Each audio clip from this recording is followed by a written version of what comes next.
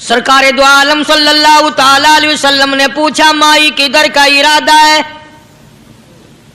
उसने इतनी बड़ी बड़ी गालियां निकाली और कहने लगी, मक्के में जादूगर आ गया, मेरे घर में जादू फैल गया, मेरी नूह मुसलमान हो गई, मेरा बेटा मुसलमान हो गया, उस नबी के जाल में फंस गया, मैं तो उसके जादू से बचकर अपने ईमान को बचाने के लिए फलाने देहात में चली हूं। मदनी करीम सल्लल्लाहु ताला अलैहि वसल्लम ने फरमाया, माई कमजोरों का सामान उठाने के लिए मैं आया हूँ, जिसका इस दुनिया में कोई वारिस नहीं, उसका वारिस बनने के लिए मैं आया हूँ, ये सामान मुझे दे। सरकार मदीना सल्लल्लाहु अलैहि वसल्लम ने अपने सर मुबारक पे गठड़ी उठा ली और बूढ़ी माई के पीछे पीछे चल दी है। उसने अपनी मंजिल मकसूद तक जहाँ जाना था, रास्ते में हजारों लाखों गालियां बकी। मेरे घर का बेड़ा गर्क कर दिया, मेरे घर में दीन नया फैला दिया, जादू फैला दिया, नई नई चीजें आ गई, पुराना दीन खत्म कर दिया, मेरे घर की रुसवाई हो गई, मैं अपना ईमान बचाने के लिए आई हूँ। जहाँ बुढ़िया माई ने जाना था, मंजिल मकसूद पे पहुंच गई, ठिकाने पे पहुंच गई, सामान नीचे उतरवा कर हुजूर को पल्ला फैलाकर झोली फैला के दुआएं देने लगी और कहने लगी, ओ मेरे बेटा, जैसे उस जादूगर से मैं बच के आ गई हूँ, जैसे उस दीन नए फैलाने वाले से मैं बचकर आ गई हूँ, मेरा दीन बच गया, मेरा ईमान बच गया, मेरी दुआ है अल्लाह करे तू भी बच जाए। सरकार मदीना सल्लल्लाहु ताला अलैहि वसल्लम की आंखों में आंसू आ गए। फरमाया, माई जिसको सारे रास्ते में गालियां देती आई हो, जो तेरी गठड़ी उठा के सर पे लाया है, जो तेरी साथ आया है, जिसे जादूगर कहती हो, जिसे गालियां देती देती थकती नहीं हो, वही अल्लाह का पाक पैगंबर मुहम्मदुर रसूलुल्लाह, मैं तेरे सामने मौजूद हूँ। उठ खड़ी हुई, हजरत के कदमों पे गिर पड़ी और कहने लगी, अगर तू वो नबी है तो मैं अशहदु अल्ला इलाहा इल्लल्लाह व अशहदु अन्ना मुहम्मदर रसूलुल्लाह। कलमा पुकार उठी, बुढ़िया ने इस्लाम कबूल कर लिया। आज कहाँ ये चीजें मिलेंगी? और अगर आप लोग तलाश भी करते हैं तो सिर्फ मौलवियों के लिए। जी अखलाक मौलवियों के अंदर होना चाहिए, किरदार मौलवियों के अंदर होना चाहिए, पाक दामनी मौलवियों के अंदर होनी चाहिए, सच्चाई और सच बोलना सिर्फ मौलवियों के लिए होना चाहिए, बाकी लोग सारे ही लानती होके मरने चाहिए झूठ बोल बोल के। मौलवियों के लिए और खुदा का दरवाजा तो सबके लिए बराबर है। ये तुम्हें किसने तालीम दी कि सच बोले तो मौलवी, और हलाल खाए तो मौलवी, और पाक दामन रहे तो मौलवी, जिना से बचे तो मौलवी, कत्ल से बचे, तुम्हारे लिए सब कुछ जायज है। ये एक ज़हन है पूरी दुनिया के मुसलमानों का कि जी हम तो आवाम हैं, हमारा क्या है। मदनी करीम सल्लल्लाहु अलैहि वसल्लम का दीन बादशाह के लिए, वजीर के लिए, पीर और फकीर के लिए, एक मजदूर और एक आम आदमी के लिए, सब के लिए अल्लाह का दीन बराबर है। उसमें किसी की लिहाज नहीं कि भाई इसका तो यूं कर दिया जाए चलो कोई बात नहीं, वहां कोई बात नहीं तो मसला ही नहीं। जितने सांस ले रहे हो, जितने भी सांस आ जा रहे हैं, तमाम एक एक सांस का हिसाब किताब होगा। इसीलिए तो बुजुर्ग फरमाते हैं कि हर वक्त और हर लम्हा मौत को अपने सामने रखो, तैयारी रखो हर वक्त, जब बुलावा आए कि मैं जी तैयार। अल्लाह वालों ने यही तो तरबियत की।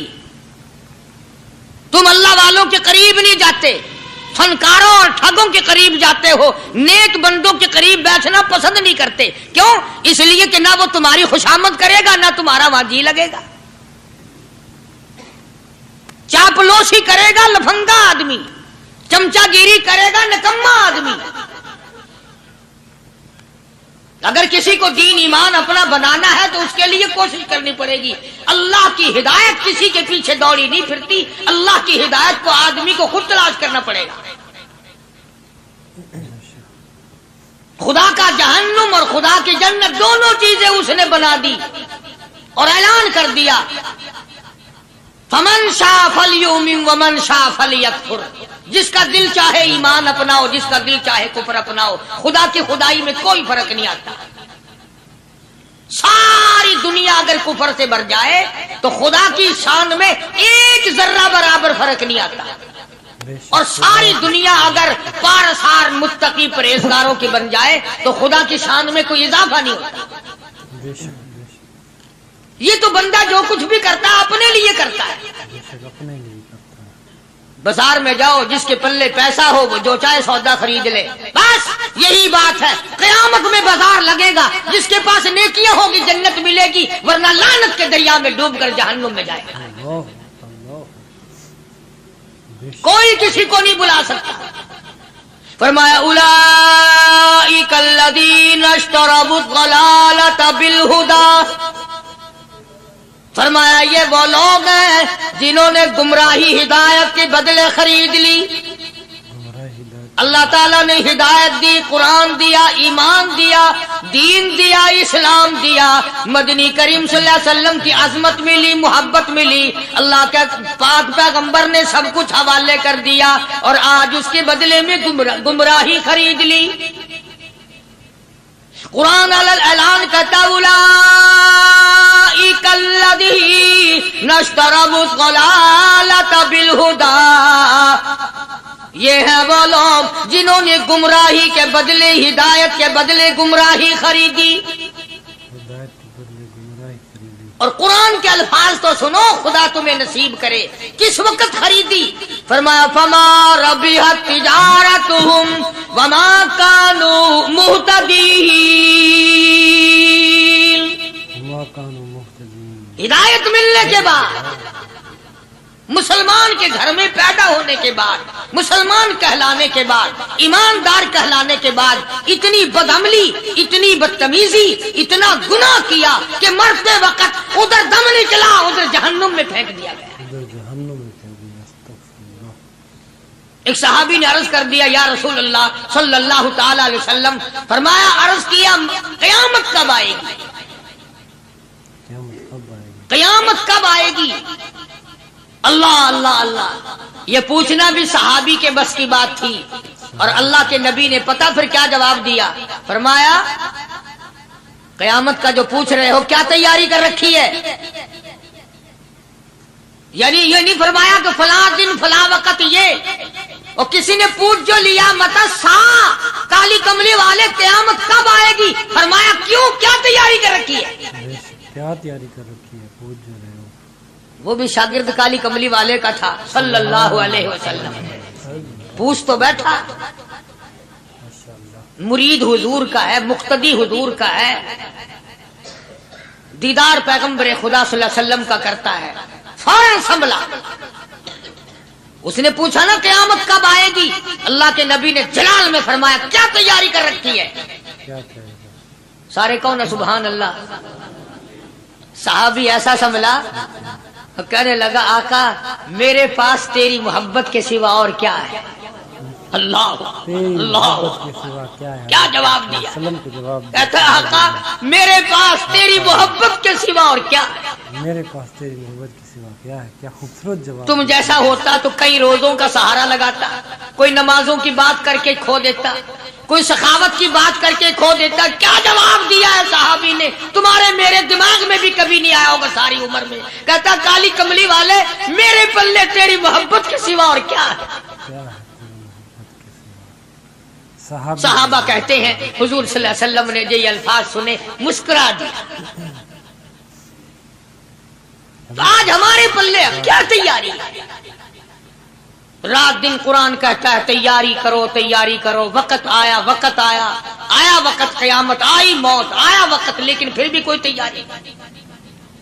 اس لیے قرآن کریم للکار للکار کی کہتا ہے قل متاع الدنیا قلیل، دنیا بہت تھوڑے دنوں کا سودا ہے، سمجھ لو۔ صبح آئی کہ نہ آئی، شام آئی کہ نہ آئی، آیا وقت۔ قرآن کریم نے ہر ممکن طریقے سے مسلمانوں کی تمام زندگی کے شعبات کو پورا کرنے کے لیے لاہ عمل دیا. میں ایک رخ آپ کو آج دینا چاہتا تھا، اور وہ یہ کہ نبی پاک صلی اللہ تعالی علیہ وسلم نے اس امت کے سامنے کس قسم کے نمونے نہیں رکھے. اخلاق و کردار میں سے کون سی بات حضور صلی اللہ علیہ وسلم نے چھوڑی؟ ہم اپنا پیٹ پہلے بھرتے ہیں، دوسرے کے لیے اگر سوچتے بھی ہیں تو وہ بھی بعد میں. یہاں معاملہ کچھ اور ہے.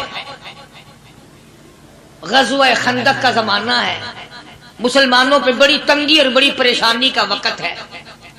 یہاں تک کہ صحابہ کرام رضوان اللہ تعالی علیہم اجمعین کی جماعت کہتی ہے کہ حضور صلی اللہ علیہ وسلم کو صحابہ کرام نے دیکھا.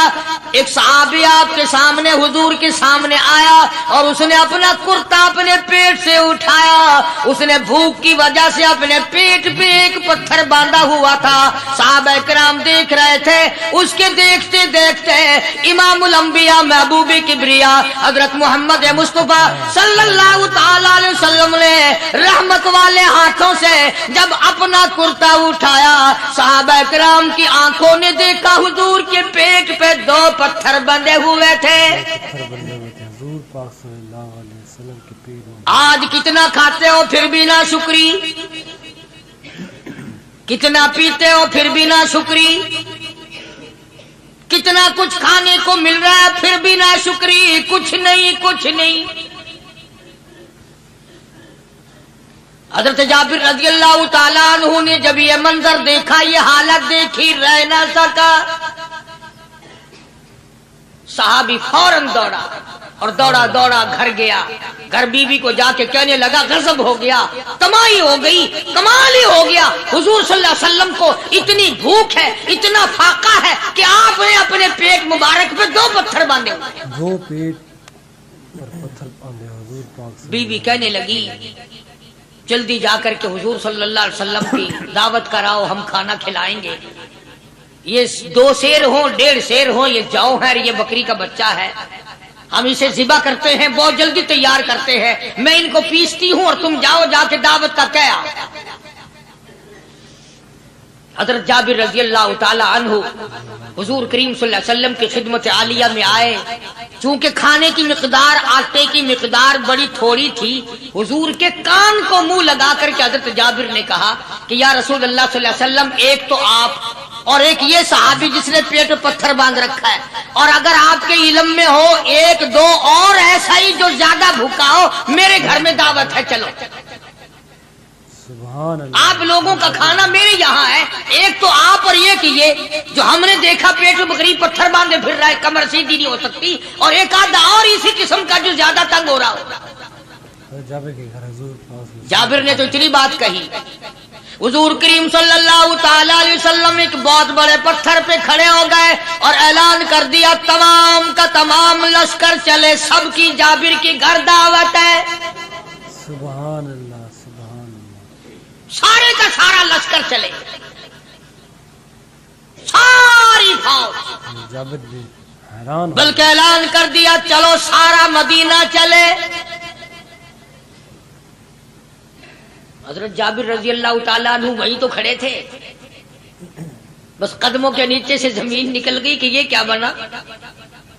کھانا تو 2-3-4 آدمیوں کا مشکل بنے گا، یہ 12,000 سے زیادہ بڑا لشکر ہے، اور آپ نے سب کو اعلان کر دیا، اب کیا بنے گا. سب کو اعلان کر دیا حضور پاک صلی اللہ علیہ وسلم کے. جابر حضرت جابر دوڑے دوڑے پریشانی کے عالم میں گھر گئے. گھر والی کو کہنے لگے کہ کام خراب ہو گیا. بیوی کہنے لگی کیوں؟ انہوں نے کہا میں نے تو اللہ کی بندی ایک تو حضرت کی دعوت کی تھی، اور ایک وہ دوسرا جو پیٹ پتھر باندھے ہوئے آیا تھا، اور میں نے عرض کیا تھا کہ 1-2 اور اسی طرح کا جو زیادہ تنگ ہو رہا وہ دعوت ہے. حضور نے تو سارے لشکر کو اعلان کر دیا کہ چلو جابر کے گھر دعوت ہے. سبحان اللہ. کبھی کبھی عورتیں بھی ایسی بات کر دیتی ہیں جو مردوں کو نہیں آتی، مگر وہ اس زمانے میں عورتیں بھی کہاں. اب تو تلی لگانے والی تو ہیں، ماچس لگانے والی، جلتی پہ تیل چھڑکنے والی ہیں. تو کوئی مرد ہے وہ اتنی بات کہہ گیا تو بیٹھا سنتا رہا تاکہ اس کو کوئی جلدی قتل کرے تو میں رنڈڑ بنوں بازار میں پھروں. دیر نہیں لگاتی آگ لگاتی. حضرت جابر رضی اللہ تعالیٰ عنہ کی بیوی کہنے لگی آپ کو پریشانی کی کیا بات ہے؟ ایک بات بتاؤ، حضور کی کان مبارک میں آپ نے اپنے کھانے کی مقدار بتائی کہ نہیں؟ تم نے جو حضور صلی اللہ علیہ وسلم کی دعوت کی تھی کھانا بتایا تھا؟ ہاں میں نے تو بتا دیا تھا کہ تھوڑے سے جو ہیں اور ایک بکری کا بچہ، میں نے بتا دیا تھا. پھر کہنے لگی آپ پریشان کیوں ہوں اور میں پریشان کیوں ہوں؟ لانے والا جانے کھلانے والا جانے. سبحان اللہ. لانے والا جانے کھلانے والا جانے. حضور ہمیں پریشانی کی کیا بات ہے اس میں؟ بس دعوت ہم نے تو حضور کی دعوت کی اور حضور نے سارے لشکر کی ہم نے تو نہیں کی نا.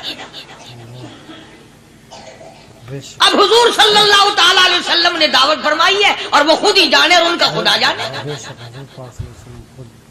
آپ تشریف لے آئے، کھانے کی مقدار کا تو پتا تھا. آپ نے فرمایا کہ وہ ہنڈیا جو ہے اس کو کھولنا مت،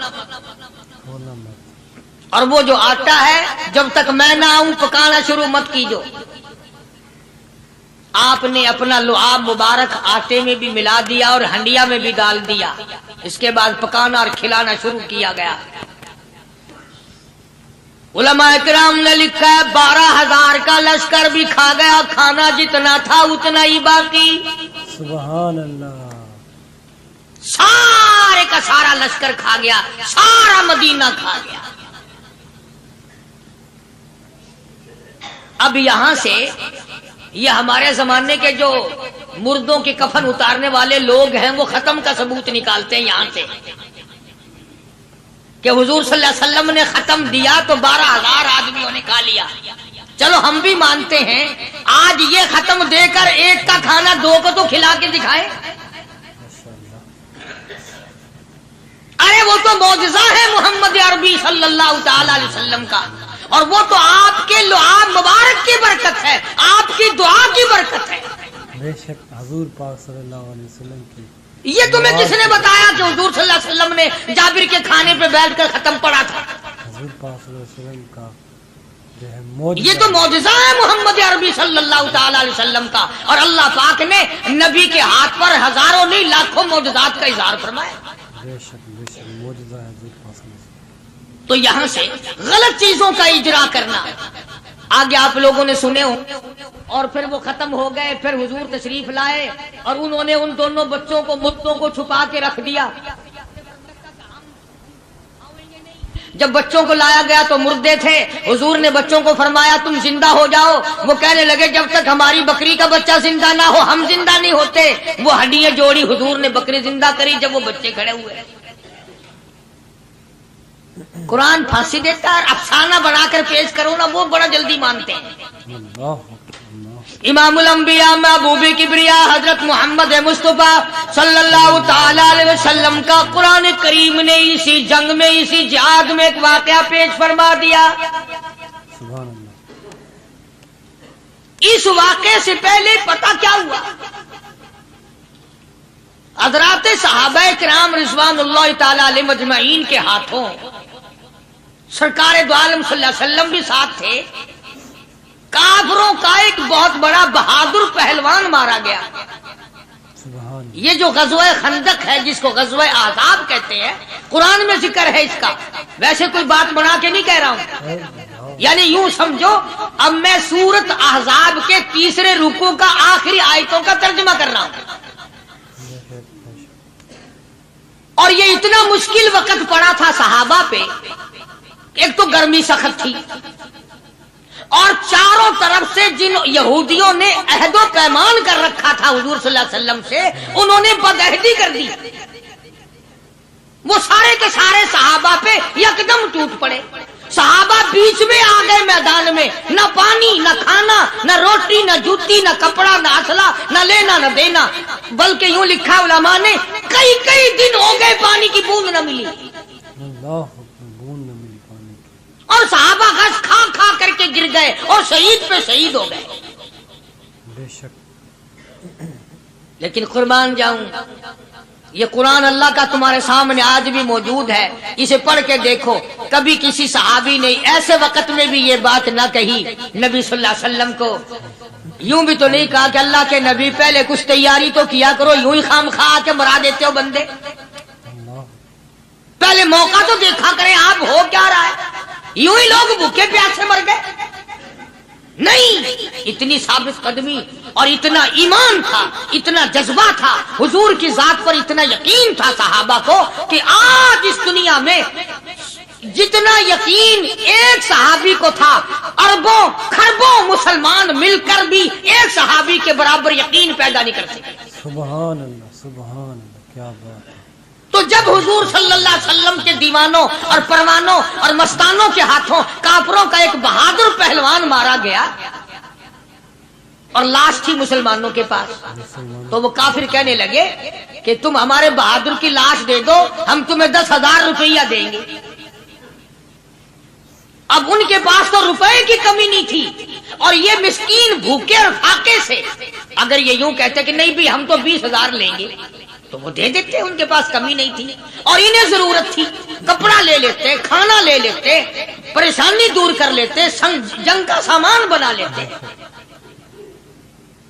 مگر مدنی کریم صلی اللہ تعالی علیہ وسلم کے سامنے جب یہ بات رکھی کہ 10,000 روپیہ ہم دیتے ہیں، ہمارے بہادر کی لاش دے دو، حضور نے فرما دیا جاؤ اپنے بہادر کی لاش مفت میں لے جاؤ، ہم مردوں کی قیمت کھانے والے نہیں، مردوں کی قیمت کھانے والے نہیں، سبحان اللہ، ہم مردوں کی قیمت کھانے والے نہیں۔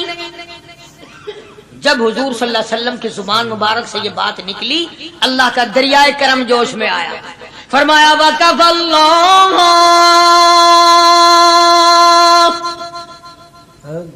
اللَّهُ الْمُؤْمِنِينَ الْقِتَالَ،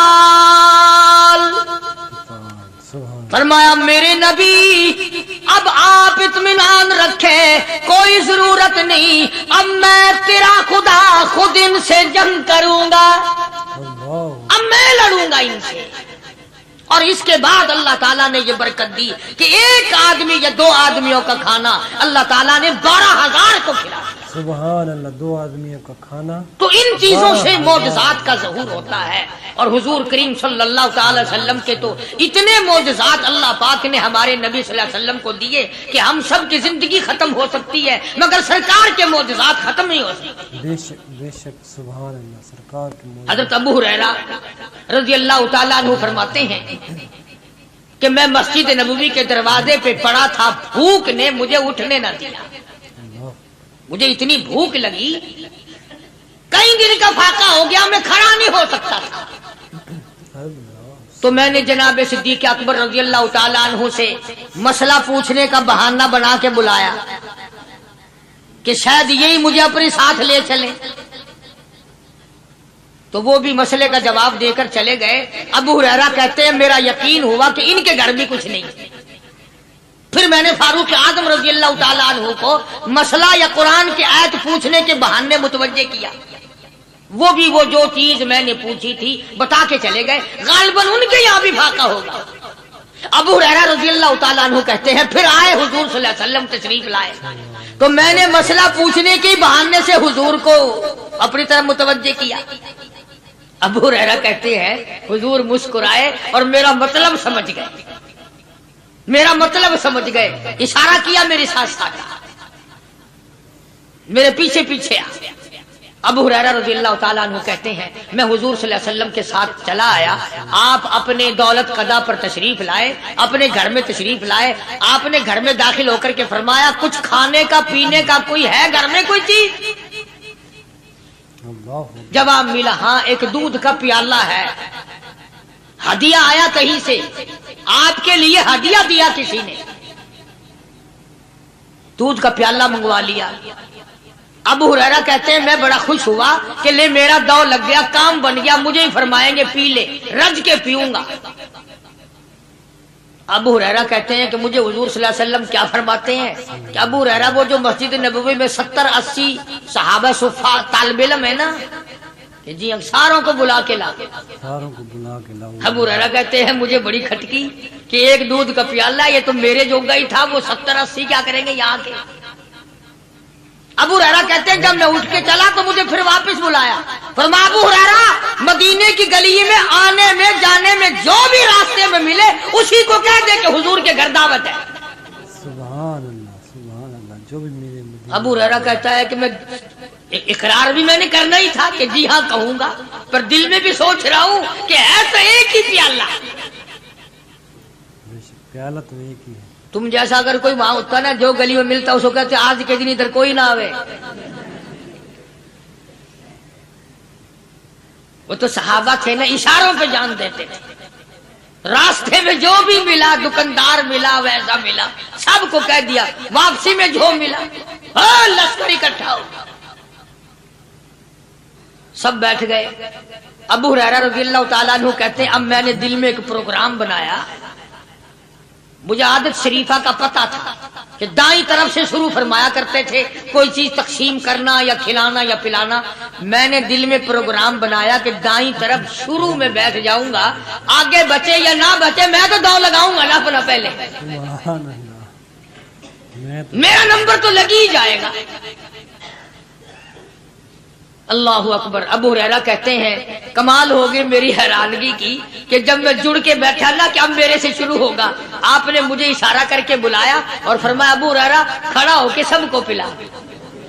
سبحان اللہ. ابو ہریرہ کھڑا ہو کے حضرت ابو ہریرہ رضی اللہ تعالیٰ عنہ کہتے ہیں میری تسلی ہو گئی کہ بس اب تو مجھے مل گیا اور میرا نمبر بعد میں ہی آنا, کیسے بچے گا. اللہ غنی. ابو ہریرہ رضی اللہ تعالیٰ عنہ کہتے ہیں میں نے دائیں طرف سے شروع کیا. سینکڑوں سے زیادہ کتنے لوگ تھے جنہوں نے رج رج کے پیا, رج رج کے پیا, سیر ہو کے پیا. سارا لشکر پی کے چلا گیا. اس کے بعد سرکار مدینہ صلی اللہ علیہ وسلم نے فرمایا لے ابو ہریرہ اب تو باقی اور میں باقی. ابو ہریرہ کہتے ہیں میں نے عرض کیا میرے آقا آپ نے بھی تو نوش نہیں فرمایا, آپ پہلے پیے. فرمایا نہیں میں نبی ہوں, ساری امت کو پلا کے پھر پیوں گا. سبحان اللہ. ساری امت کو پلا کر پھر. ابو ہریرہ رضی اللہ تعالیٰ عنہ فرماتے ہیں میں نے 3 سانس لے کر کے, لمبا لمبا سانس لے کر میں نے رج رج کے پیا اور پیالے میں جھانک بھی رہا تھا. ابو ہریرہ کہتا ہے ایک قطرہ بھی کم نہیں ہوا. ایک قطرہ بھی کم نہیں. اور یہ الفاظ سن کر آج لکھ کر لے جاؤ. ابو ہریرہ کہتے ہیں کہ سب کو پلانے کے بعد پھر حضور صلی اللہ علیہ وسلم نے پیا, نوش فرمایا. یعنی آج اتنے لوگوں کا جھوٹا کون پیتا ہے؟ کسی افسر کو تو پلا کے دیکھنا. چلو افسر تو دنیا دار ہیں, کسی ماننے ہوئے پیر کو تو پہلے سارے مرید پی کر کسی پیر کو